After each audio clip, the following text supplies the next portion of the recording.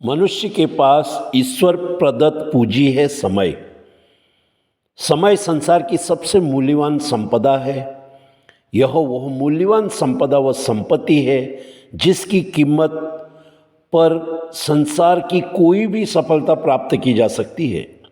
समय का सदुपयोग करने वाले व्यक्ति कभी भी परिश्रम से सफलता प्राप्त कर सकते हैं।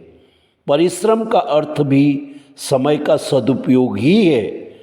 मनुष्य कितना भी परिश्रमी क्यों न हो, अपने परिश्रम के साथ समय का सामंजस्य नहीं करेगा तो निश्चय ही उसका श्रम या तो निष्फल चला जाएगा अथवा अपेक्षित फल न दिला सकेगा।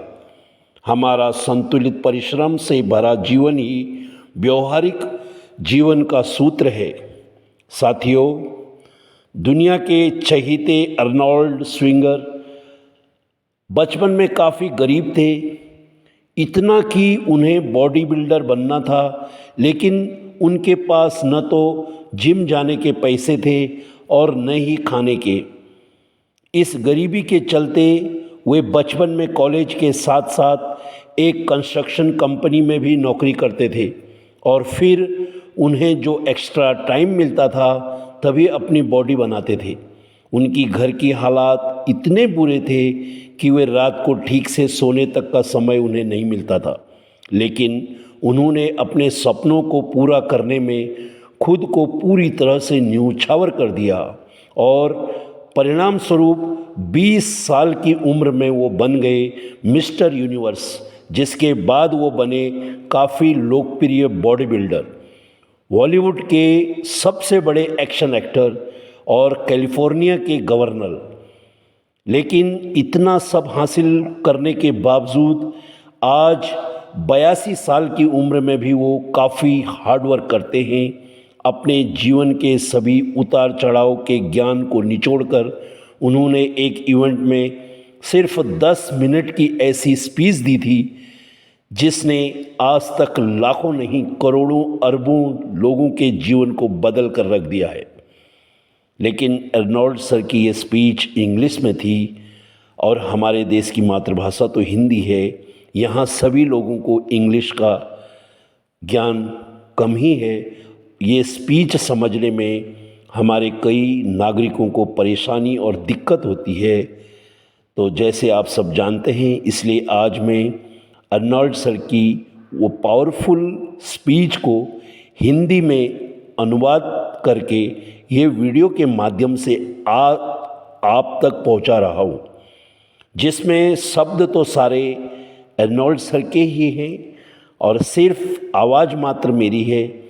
ऐसे ही लाइफ चेंजिंग मोटिवेशनल वीडियोस को देखने के लिए हमारे चैनल हैप्पी लाइफ टिप्स को सब्सक्राइब कर लें ताकि भविष्य में आने वाले हर मोटिवेशनल वीडियोस की नोटिफिकेशन आप तक पहुंच सके। चलो शुरू करते हैं अर्नोल्ड सर की वो पावरफुल स्पीच हिंदी भाषा में।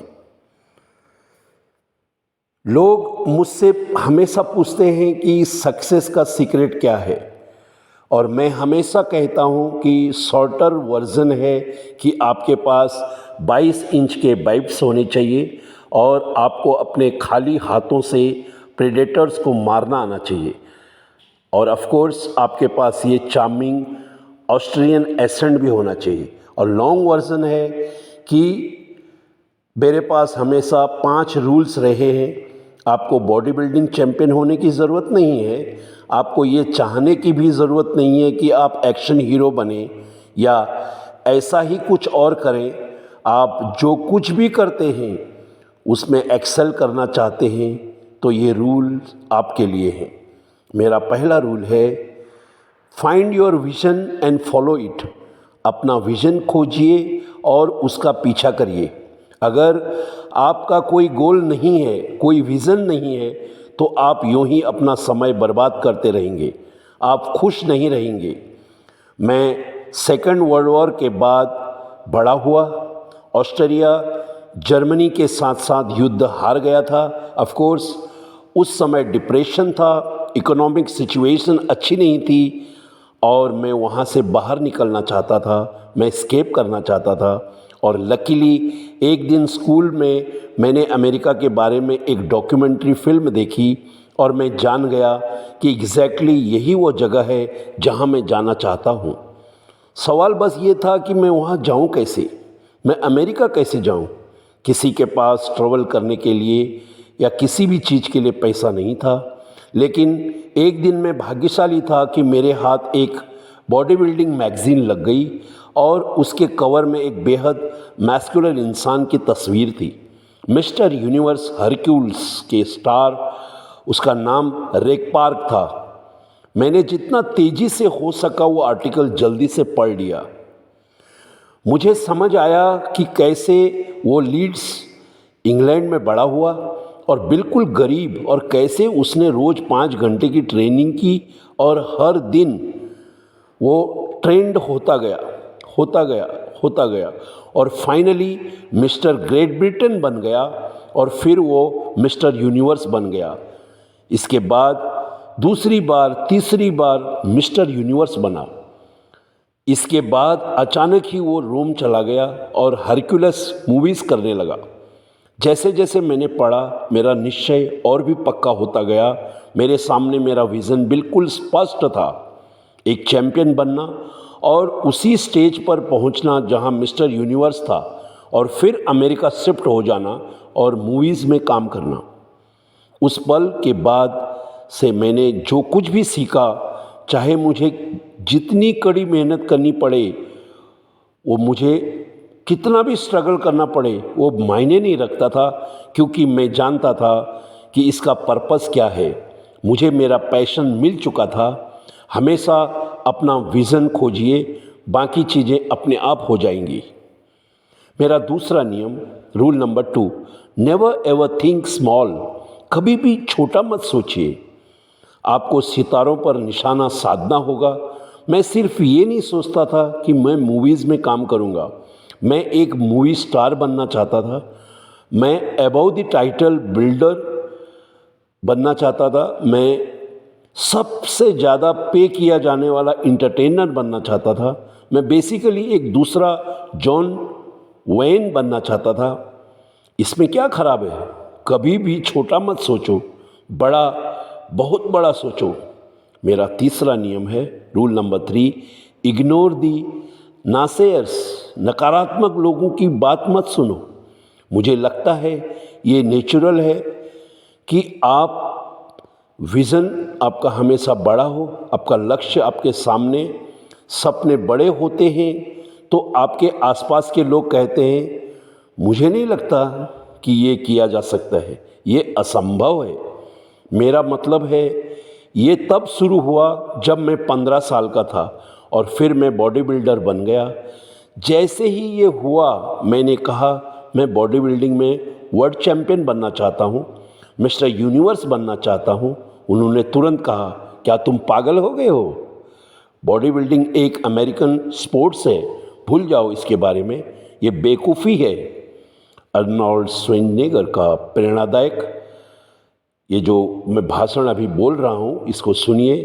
फिर बॉडी बिल्डिंग में 13 वर्ल्ड चैम्पियनशिप टाइटल जीतने के बाद जब मैं शो बिजनेस में जाना चाहता था, मैंने कहा मैं रेक पार्क की तरह बनना चाहता हूँ, मैं एक हरकुलिस बनना चाहता हूँ, मैं मूवीज़ में जाना चाहता हूँ।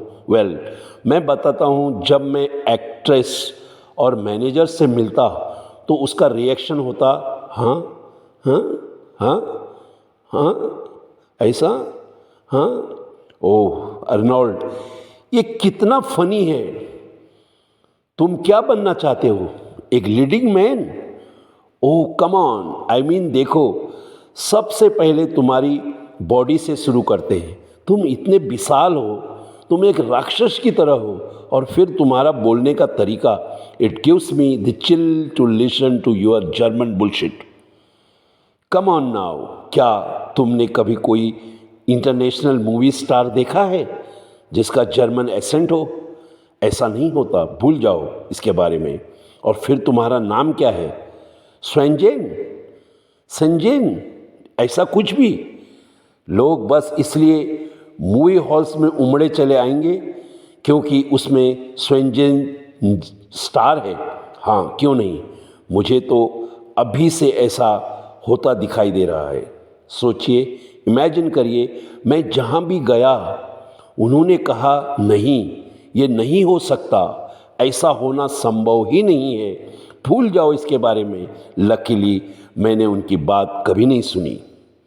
मैंने acting classes, English classes, even accent removal classes भी लेनी शुरू कर दी।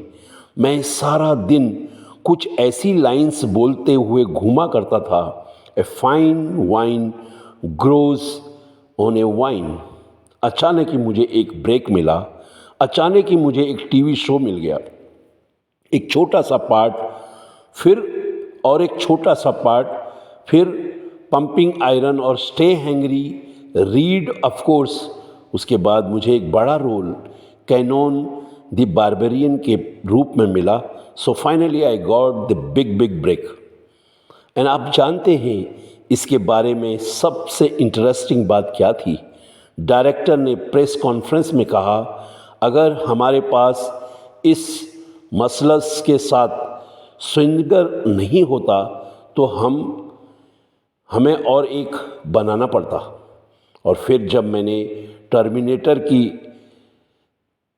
तब जेम्स कैमरॉन ने कहा, अर्नोल्ड के क्रेजी एसेंट की वजह से आई विल बी बैक। इतिहास की सबसे फेमस मूवी लाइन्स में से एक इसलिए बन पाई क्योंकि वो एक मशीन की तरह साउंड कर रहा था। तो जैसा कि आप देख सकते हैं, नासेयर्स ने जिस किसी भी चीज़ की मेरी लिएबिलिटी को बताया था, वो सभी मेरे एसेट बन गए। Ignore the naysayers.